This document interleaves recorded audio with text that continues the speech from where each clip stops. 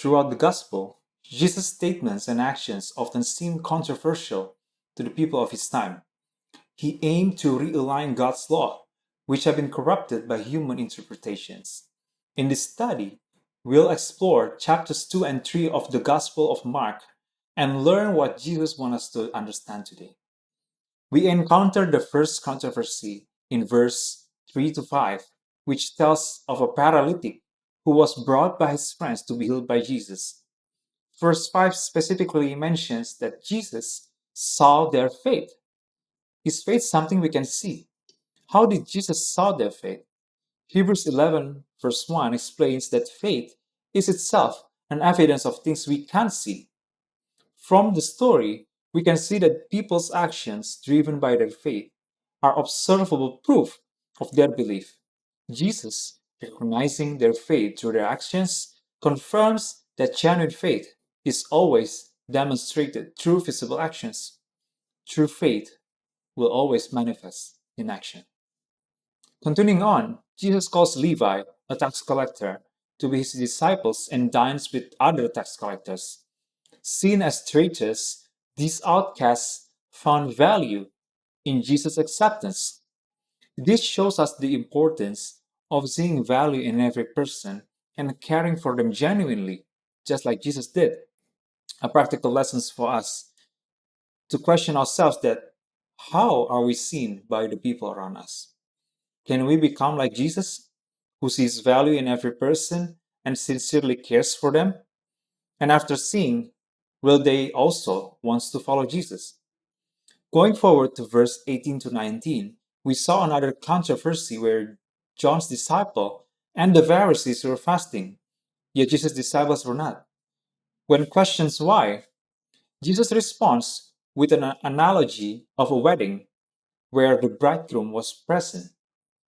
He simply reaffirms through this analogy about what John the Baptist has told his disciples before, where he reaffirms that he is the bridegroom. Moving on to verse 23, in another controversy, we see that Jesus' disciples pluck grain on the Sabbath day, which some see as unlawful. Jesus explains that the Sabbath was made for man, not man for the Sabbath, highlighting that the Sabbath is meant for our benefit.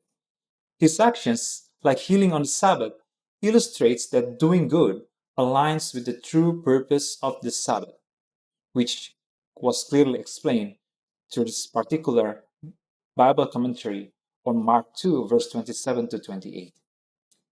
Lastly, there's a controversy where Jesus' family was looking for him, where we can imagine that Jesus may be not taking care of himself, or maybe not eating well because he has to work on his ministry. And Jesus responds to this by saying that his family is those who do God's will. He was trying to teach us that God's cause will always be the first for him. And there will be times when God's cause will cause us to sacrifice something. Yet in other instances, we remember that Jesus tells his disciples to rest, which somehow tells us that the way that Jesus balanced this is something for us to follow. Concluding this week's study, I want to take a statement from the Spirit of Prophecy found in Testimonies Volume 1, page 337, that says, "Every religion that wars against the sovereignty of God defrauds man of the glory which was his at the creation, and which is to be restored to him in Christ. Every false religion teaches its adherents to be careless of human needs, sufferings, and rights. The gospel places a high value upon humanity as the purchase of the blood of Christ, and it teaches a tender regard for the wants of woes of man.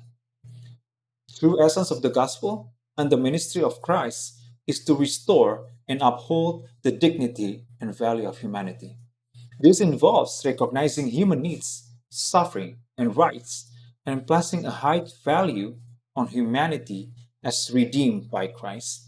In contrast, false religions neglect these aspects.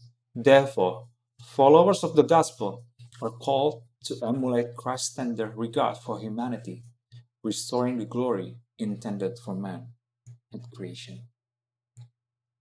Blessed study, and may God bless you.